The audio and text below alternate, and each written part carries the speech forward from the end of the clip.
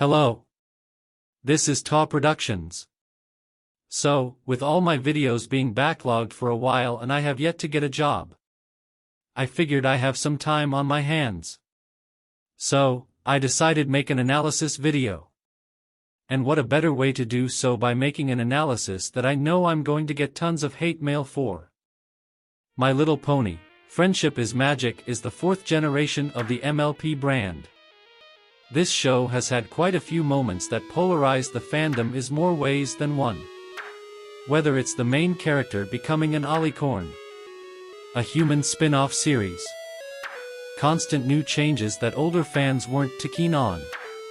But I think what might possibly be the most controversial thing that this show and the thing that started the most debates in the fandom and what most believed that was where the fandom have become more divided than ever, is one character, Starlight Glimmer. To say that she is the most controversial thing has churned up both then and now is a massive understatement. She is to what MLP fans is to what Last Jedi is to Star Wars fans.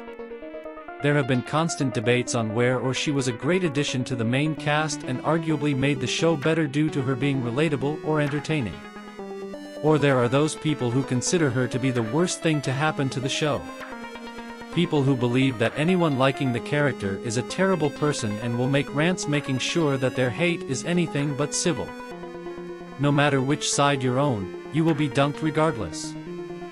And today, we're going to discuss the main point of contention on why everybody has had these opinions. We're going over what caused this uproar in the fandom and see if those complaints are either justified or exaggerated. What caused this sort of avalanche of chaos? The Season 5 finale, the Cutie remark. Mainly the second part in particular. The reason I want to make this video is because I plan on making a SpongeBob vs MLP video where I put the Cutie remark against SpongeBob's Back to the Past. And because this portion of the video would take a long while of explaining, I might as well make this part its own video first. In this video, I am going over the three main criticisms I hear against this particular episode and try to defend while understanding why they feel that way. To start with the least of the three. Starlight is beyond overpowered. Now, this one can go in different ways. Starlight has been shown that she is probably more powerful than your typical unicorn. It would almost be Celestia levels of impossible. But this is where people start ignoring. You have to account that Starlight had an ally that did teach her, and we will get to that. However, ever since Sunburst left, Starlight had to be self-taught because he actually meant something to her. So once he left, she had to gradually learn over time, and considering that her own father didn't exactly do much to help her, at least, of the little screen time we do get. Plus, in a later episode, we find out that Starlight was still self-taught but had other sources to use. In episodes like in Every Little Thing She Does, we see how much magic was gained through self-teaching in order to do what she was able to. She is overpowered, but it was shown in the backstory and in later episode where we learn more about Starlight and how she was able to become stronger in the magic force if you notice these instances. If you also want to know how she was able to enter the castle without suspicion, knowing the guards in this show are and how flipping useless they are by this point in the series, it makes the most sense. Now, we get to the main two that you know I'd cover. The second criticism I've seen get tossed around. The backstory being very flimsy. Now, this one is the one that people still debate over, and even the ones that do like her agree that is the worst thing about Starlight. Remember when I said that because Sunburst left, she had to be self-taught? This backstory goes a bit more than that. So, a big reason why Starlight turned evil was because her friend got a cutie mark. To start with the easier to knock, most people compare her to Apple Bloom. Both ended up losing a friend due to a cutie mark. However, their reactions were different if you paid attention. For starters, while Apple Bloom did learn to mature and move on, it took most of Call of the Cutie for her to learn this lesson. Keep in mind that she spent the remainder of the episode trying to get a cutie mark and finding every attempt in the book, even doing stuff she wouldn't do for it. it took finding the right people. Heck, it didn't take until the end of Season 2 to stop obsessing over getting a cutie mark. But for Starlight, Sunburst was her only friend.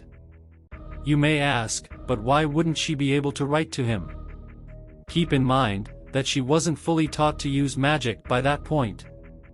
So even if she was able to do so, given how Sunburst's mother is like a helicopter parent that overplans everything towards her son and constantly bombards him all the way, it'd be far-fetched because of those two handicaps. Also, twist. Never moved away. Meanwhile, Sunburst just ran without at least saying a goodbye first. He ran and he was taken along his merry way. When you look at this backstory and look at what she does later on, I.E. start a cult. Starlight had a narrow-minded view on what they are. You could argue that the cult was made as form of equality and as a form of cope. A bad one that has shown to have disaster-filled ramification, but a cope method nonetheless. Granted, I'm not trying to excuse the atrocities that were committed, but once you start looking into the backstory and try to see how it's tied into, it does have some merit, and consider those factors.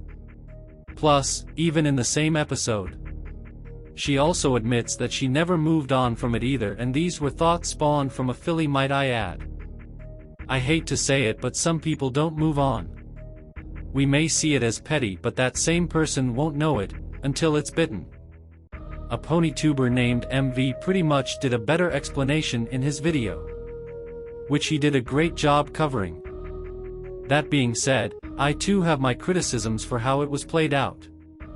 I can agree that it was pretty rushed. Ultimately, what went wrong here is that there should have been extra third push to help her backstory have full justification. Aside from all those factors I mentioned, we could have had a full backstory that made her actions easier to swallow.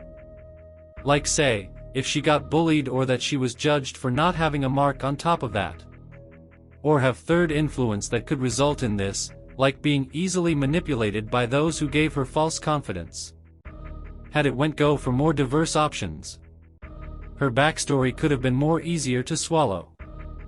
And another issue is that instead of doing all this, instead of trying to destroy most of Equestria for revenge on Twilight, a better course of action is to go back in time and stop Sunburst from getting the cutie mark.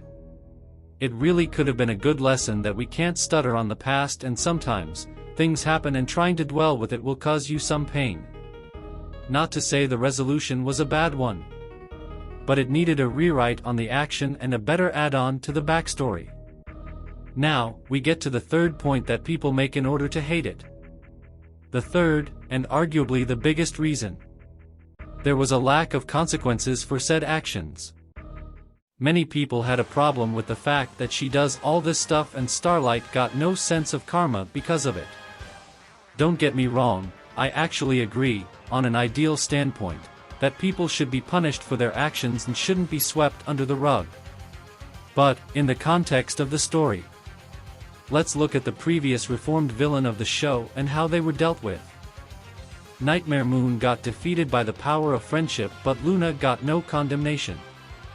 Sure, you could argue that she was corrupted, but she still turned on Celestia. And if Do Princesses Dream of Magic Sheep is anything to go by, she felt nothing but guilt. Granted, it was handled poorly, but still. Discord spent most of Keep Calm and Flutter on messing with the main six, with only Fluttershy had actual hope in him. They had reason to not trust Discord given how much they were fucked with and were privy to his action, and it took till the end of Season 4 to see the error of his ways. Though, whether or not he fully changed is on the cutting room floor. Besides, Discord is a creature who can mind-bend reality at any time. So they had reason to be against the idea of taming Discord. Sunset tried to take over a kingdom because she didn't get what she wanted. She turned into a demon and everything goes down. However, everyone had reason to be against Sunset. Even before she destroyed the school, she was known as a bully to everyone. And if anyone you know was actually dealing with that, chances are you wouldn't like them either. Now onto Starlight. Nobody outside of our town knows about the cult. But as far as what she does in this particular episode, the only ones that know about this is Twilight and Spike. And no, the people in the timeline don't count since they don't remember it whatsoever. It would be hard for someone to pin the blame on Starlight because no one will actually know what she did given how everything just goes back to normal like nothing happened. Even if the world did change, how would they be able to pin the blame on her? Unless this show did have its own version of a timekeeper. Then that would go somewhere. Coming back to my overpowered point. Given how powerful Starlight is by this point, they were evenly matched in combat and thus, defeating her through rainbows would not do anything. She had to be talked down to and shown what she is doing is borderline stupid. When Starlight is shown the damage caused. This is the facial expression where she fully goes into breaking down. Seeing all of it in ruin. This was before the backstory. However, after the backstory, she is fully breaking down. She keeps denying. The line, "You don't know what it's like to lose a friend," was the biggest giveaway here. It had to be shown and it had to be told. You have to approach them on moral grounds. Explain and show what they are doing isn't better. Which is sadly something that some people refuse to learn. Thus, Starlight accepts Twilight and actually accepts responsibility. Heck, she was about ready to face retribution of what is deemed necessary.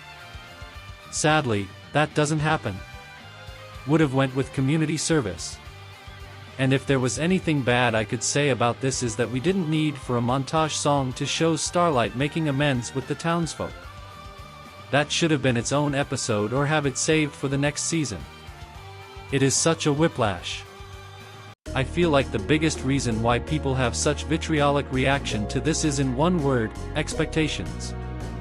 No, not that is subverted expectations. I mean, it was in a way most didn't expect. Because people were expecting something that fits what they view in the show and when they didn't get what they wanted. People got angry and made a big fuss about it. Most don't talk what's actually in the episode, they talk about what they expected and this was an issue that would carry with the later seasons. I'm not saying that these people never had valid criticisms, hell, I had them as well, but the people in the fandom have shown their entitlement, especially with these last few seasons. Fans wanted unreformed villains, they got a child to be the villain. Fans wanted Grogar, they got Discord. This is the type of fan entitlement that has appeared long enough and I can't help but realize that it could be all attributed to this episode. And while I agree how the show handled these new changes were less than impressive, this marked the point where the fandom was at its most divided. And it sadly got much worse as time went on. If you still hate what's been done with the show after this episode, I can understand because I can't do anything to change people's mind. But I do at least hope I made a solid rebuttal for why some of these criticisms were blown out of proportion. I'm not trying to make you look like a terrible person. As long as we're civil in conversations and not throw flame in the comments. If you like this video, give it a like, subscribe and turn on the bell for notifications. This is TAW Productions. Signing off and have a good night.